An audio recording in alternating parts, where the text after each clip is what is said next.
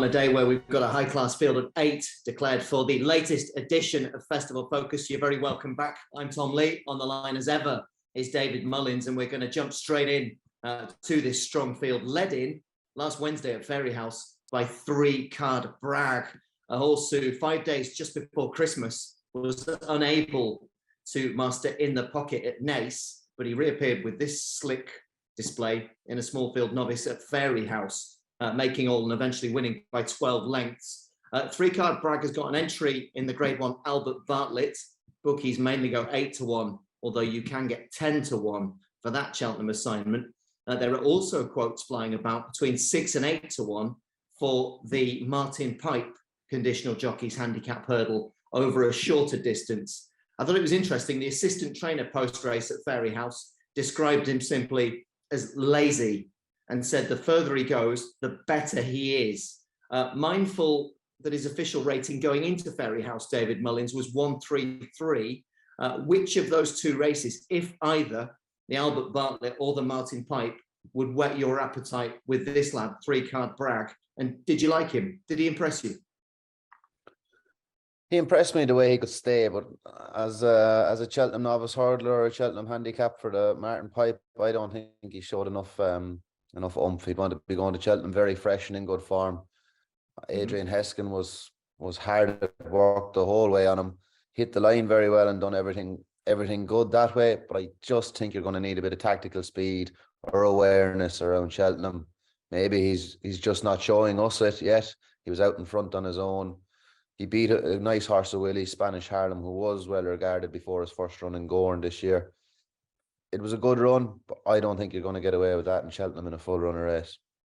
Well, let's go from Fairyhouse to your back garden pretty much, because Gowran Park on Thursday, it was their big day. It was Thyestes Day, but of course it was also the Grade 2 Galmoy Hurdle Day. And stepping up in trip for the first time ever to 3 miles, Teahupoo did not disappoint in his role as the star of the show in that particular race, keeping on very strongly and powering clear to confirm the impression that he left the last day when he duffed up Honeysuckle and Classical Dream over half a mile shorter in the Hatton's Grace at Fairyhouse. Off the back of the Galmoy, Teahupoo promoted to favouritism, no less, for the Stayers Hurdle at Cheltenham between 5-2 and 3-1.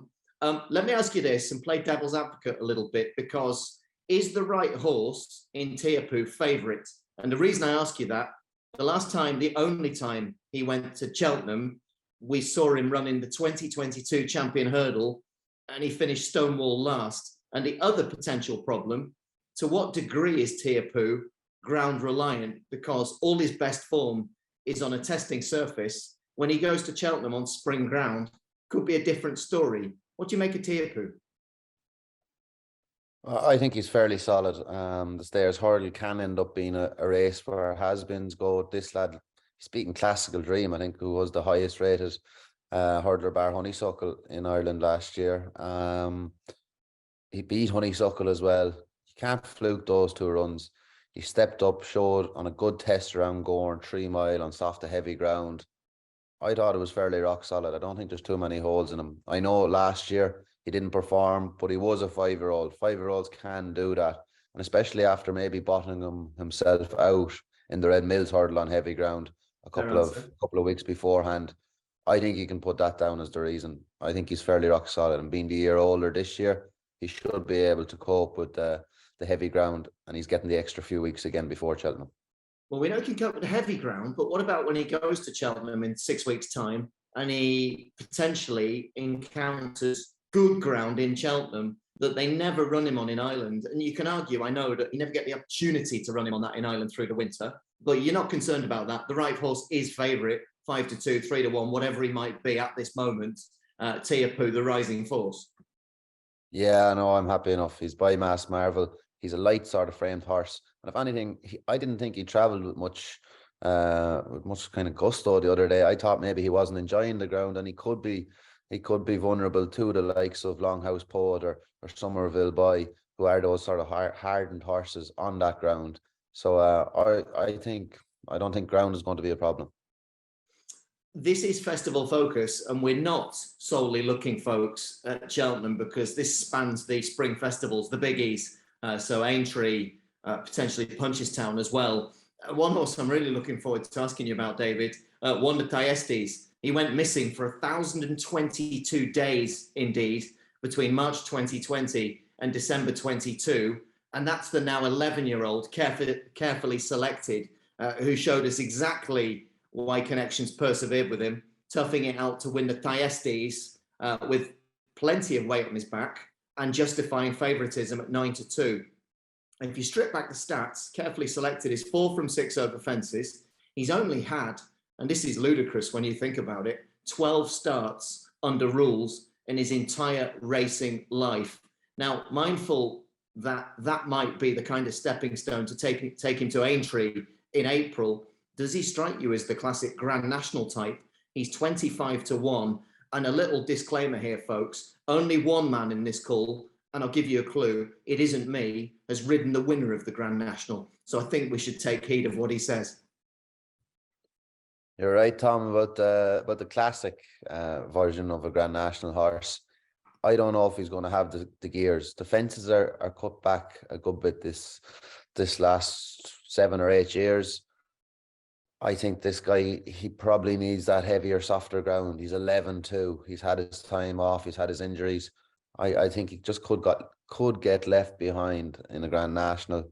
But he is your classic type. And if it turned up soft, which some days it can do, it can rain Grand National morning, he might have a chance. He does fit the bill quite well, all right. But no, I'd still be looking. I'd be looking elsewhere. Fair play. That comes from somebody who has won a Grand National recently as well. Stick with Gowran one more time. Sir Gerhard. Looking forward to talking about this guy because we know he's already a dual Cheltenham Festival winner. He won the Champion Bumper 2 years ago. He won the Ballymore 12 months ago. Now he's up and running over fences. Not, I think it's fair to say, without one moment of anxiety, because he quite literally, in making a hash of the third, left a hole in the fence, which you don't see very often. That aside, this was pretty much textbook stuff against two okay, but let's be honest, inferior rivals. Would his chances excite you for one of the festival novices? And I say that because he's literally in everything. He's in the Arkle, he's in the intermediate turner, he's in the longer Brown advisory, he's also in the champion hurdle and the stayers. Willie Mullins himself, his trainer, nudge. These are his words after the race. He said he'll be going to Cheltenham with very little experience, so we will probably head for the Turners or the Brown advisory. They'll be going that bit slower in the longer races, and it will give an inexperienced animal more time to measure his fences. We're not that well represented in the Brown advisory, so perhaps I'm edging in that direction. 7-1 top price for the Brown advisory. Would that excite you? About the Brown advisor, I can't see it. Last year, Willie Mullins didn't know whether this horse was going to go for a Supreme Novice or a Ballymore, and a lot of people thought that he might go for the Supreme Novice and swap with Dysart Dynamo. They thought he was a 2-miler. He's bred to be a quick horse. I don't see the 3-mile aspect of it. I don't see that really working. They go a good gallop in that too. There's no hiding places in Cheltenham. But you have to expect what he says. But I think I see him in the Turners, and I'll be a bit shocked if he goes elsewhere. Well, much can change in a very short space of time in racing, because only a few short days ago, everybody was purring and salivating about the prospect at Ascot in the Clarence House of a Nogamine against Edwardstone. At that point in time, we weren't expecting a shake-up in the Queen Mother Champion Chase market that featured a race at Cheltenham who wasn't even in the original Clarence House. But that's how it worked out, because winning the rearranged Clarence House at Cheltenham was neither a Nogamine or Edwardstone, but Editeur du Gite, who in real gritty, battling fashion got back up to master Edwardstone in an absolute thriller, a Nogamine a couple of lengths off them and having to take a respectful rear view. Editeur du Gite, now from 25-1, is 5 or 6-1 for the Queen Mother Champion Chase. If you had an opportunity, David Mullins, to ride any of those three, Editeur du Gite, Edwardstone, or a Nogamine in a few weeks' time, who would you want to be on? And can a Nogamine, despite that one mishap, still get the better of the pair of them in a few weeks' time? It's a big mishap from Energy Mean. I don't think he didn't jump great. I know Willie is blaming the white on the toe board and the middle board of the fences. I don't know if it made that much of a difference, but just it didn't really fill me with much confidence. If you're asking me who I was going to ride, I'm still going to pick Willie Mullins because he can do everything with horses. He'll have all his problems ironed out by the time that comes around. But Editeur de Gite, I thought he got a very good ride off of Niall Houlihan. He went, jumped out, made his own run and didn't go too hard, didn't put the gun to his head when maybe he was turning in. He saved enough for the last 50 yards to get back on top. I thought Tom Cannon was trying to ride the race off of Paul Townend.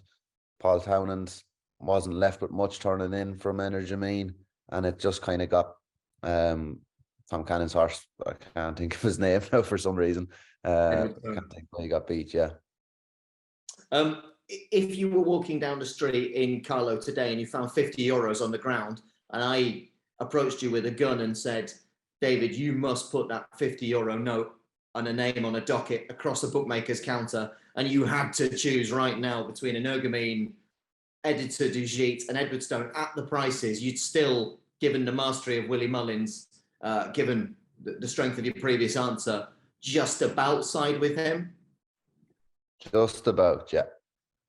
And just a further drill down on Editeur de Gite, I did notice his Cheltenham form figures now, and he is a rising force, 11431. So he certainly knows his way around there. And the other point as well, and you'll have known this as a young jockey coming through up the ranks, looking for opportunities. I thought what was lovely from the Preston family and from Gary Moore was that Connection stayed loyal to Niall Houlihan, who's been riding this horse recently. Obviously, Gary's son, who is a brilliant rider, in anyone's reckoning, Jamie Moore, could have come in, the man with the big race experience. They didn't do that. They stuck loyal with Niall Houlihan. I thought that was good to see. Yeah, it'd probably be a bit different for the Moores and the Preston family if Jamie was 27 or 8, but he's not. He's a bit older. He's getting on. It's, I presume Niall works in the yard. I'm not sure. They're the sort of leg ups that guys need as jockeys. You see it a lot these days. Younger jockeys, they're getting their chances a small bit, and then as soon as they're out of handicaps or into graded company, they're jocked off and back down to the second meeting. It was great to see that the Moors gave this guy his chance. And I will say as well, the Gary Moore stable, keep an eye out for a couple of young riders there, because not only obviously the senior rider is Jamie, they've got Niall Houlihan, who now has his big graded win. They've also got Caelan Quinn, who's very good value for his £5 claim and is getting plenty of winners. Look out for that name. Cheltenham, Saturday, a horse who isn't even in the Stayers hurdle, won the Cleve hurdle. And that was the French-trained Gold Tweet. Obviously, he would, if he's going to turn up in Cheltenham in a few weeks' time, cost a few quid to supplement. But they can afford that now because trainer Gabriel Lenders, not afraid to bring him over. He won 39k winning the Cleve hurdle. And in doing so, handed a pretty substantial beating to fair yardsticks. He beat Dashel Drasher. He beat Paisley Park, who's won that race repeatedly, but is now an old man. Did he impress you, this Gold Tweet, trained in the west of France near Nantes by Monsieur Lenders? Yeah, Gabriel Lenders is a good trainer. You see him. I didn't realise he was so young till he popped up on the TV at Cheltenham, but he gets a lot of winners in France. I thought it was a very good ride. Tom Charon, I think is the jockey's name. Johnny Charon. Johnny Charon, sorry, yeah. I thought he gave it a great ride. He done everything right. He dropped in a 2 mile 7 testing conditions. He sat when the rest of them kicked turning in. I thought he gave it a peach. Real good French ride. I don't know if he's going to come out and beat the likes of Teahupoo. You could supplement them, and I think it's if you finish in the first 3, you get your money back. Might give them a day out, but I don't think you're going to beat Teahupoo and Davy Russell. Interesting, very interesting. Strong words. The other point with him, and it's the same question, really, devil's advocate, that I played with Teahupoo, very much untried, this Gold Tweet on British spring ground. You'd worry, is he reliant on that deep surface that they typically get in France and more often in Britain Island in the deep midwinter rather than in the spring? Might that be a concern, spring conditions for Gold Tweet? It could be a concern, but don't forget Willie buys a lot of his horses out of France, and they come over to Cheltenham every year and bolt up too. That much is fair. That much is fair. Stick with Cheltenham, but we'll go from French trained to Scottish trained. Ahoy Senior. I have to confess, unfairly, I had this lad down as a bit of a slow old boat, because after he was a beaten favourite this season at Wetherby and at Aintree, I was starting to think a little bit negatively about him. That's not fair, because in fact, let's be honest, he's a dual Grade 1 winner who in the last 12 months has beaten Noble Yates in the Townend chase at Wetherby, chased home Long Presse in the Brown Advisory at Cheltenham, and now in this Cotswold chase, which, don't forget, was meant to be all about Protectorate and Noble Yates. It was Ahoy Senior who toughed it out best up the hill and was very tough at the finish. David, I know you're absolutely dyed-in-the-wool, die-hard Galopin des Champs fan for the Gold Cup, and I don't suspect a lot is going to sway you given the strength of your comments on Festival Focus. But this fella, odds ranging between 10 and 16 to 1, is Ahoy Senior, and this is with a major caveat, because his jumping is sometimes, well, questionable, shall we say. If he could pull that together on the big day, is Ahoy Senior an each-way player for the Lucinda Russell team, ever improving for the Gold Cup? I think he could be, definitely, yeah. He is a rock solid horse with his 2 Grade 1 wins. He's beaten Noble Yates twice now, as you say. At 16 to 1, he's a great each way bet. Now, I don't think Protectorate or Noble Yates showed up. Protectorate has to be a lot better than that. And Noble Yates was off the bridle from a long, long way out. I think he could be a horse. I find with Yates, they look like they want soft or heavy ground, but I think they all want nice ground. I think he's going to be a proper spring horse, really, more than anything. So, for you have your point with your each way. I think he's a better price than some of the others for your each way betting, definitely. But nothing will sway you, I suspect, still based upon what you saw on Saturday from a certain Galopin des Champs. I think Galopin des Champs could actually win the Champion Chase, the Ryanair, and the Gold Cup if they really fucking it this year. Well, we're never short of opinion. That much is fair.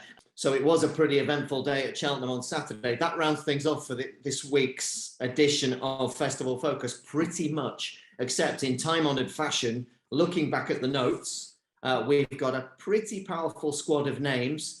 David Mullins, your performance of the week, the choices being 3-card Bragg, Teahupoo, carefully selected Sir Gerhard, Editeur de Gite, Gold Tweet, or Ahoy Senior. Festival Focus performance of the week was Teahupoo. Stayers hurdle bound Teahupoo in the Galmoy at Gowran on Thursday. Great stuff, David. Thank you very much, folks at home. Thanks a million, as ever, for giving us your time, energy, and attention. If you think we've missed anything, tell us. If you've enjoyed what you've heard, tell your friends. And if you take issue with anything that we've conjured up this week, don't be afraid to leave a comment in the section below. We'll be back in the usual space this time next week. See you then. Good luck.